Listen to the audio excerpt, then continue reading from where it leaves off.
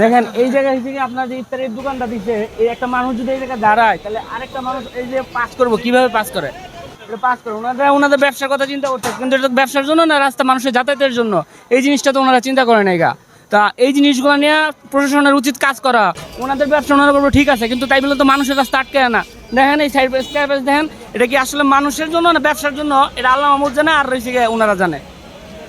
আরেকটা বিষয় আপনারা দেখেছেন, বিভিন্ন সময় বিভিন্নভাবে এই দখলদারি চলে। খাইটা বানায়, নতুন নতুন খাইটা বানায়, মজুত করে এই মাশরুম প্লাজার ওই পাশে বা বিভিন্ন জায়গায় এগুলো রাখে, রাতের বেলায় ধাপ বসায় দেয়। তো এগুলা তো জনসাধারণের জন্য ভোগান্তি, এগুলা তো জনপ্রতিনিধির দেখার দায়িত্ব। সাভারে যারা জনপ্রতিনিধি আছে তাদের সাথে আমি একাধিকবার প্রোগ্রাম করেছি।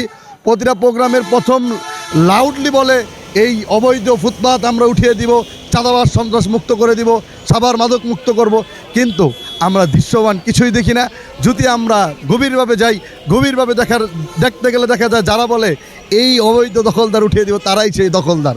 এর জন্য আমরা আপনাদের মাধ্যমে মেসেজ পৌঁছায় দিতে চাই, রাষ্ট্রের ঊর্ধ্বতর যারা আছে তাদেরকে আমরা একটা মেসেজ দিতে চাই, এই অবৈধ এই ফুটপাত এবং অবৈধ যতগুলো স্থাপনা আছে সাভার থেকে মুক্ত করে সাভারের মানুষের চলাচলের একটি ব্যবস্থা, সুন্দর ব্যবস্থা করে দিতে। হেমায়তপুর থেকে এক চান্দরা পর্যন্ত যে অবৈধ স্থাপনা আছে এগুলো উচ্ছেদ করে এই হকারদের পূর্ণ ব্যবস্থা করে আমাদের সাভারের বাসী এবং আমাদের সাধারণ সাভারের যে জনগণ তাদের একটি শান্তিতে বসবাস করা, নিরাপদে বসবাস করার একটা ব্যবস্থা করে দিই।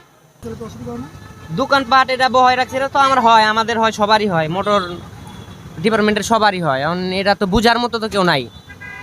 Allah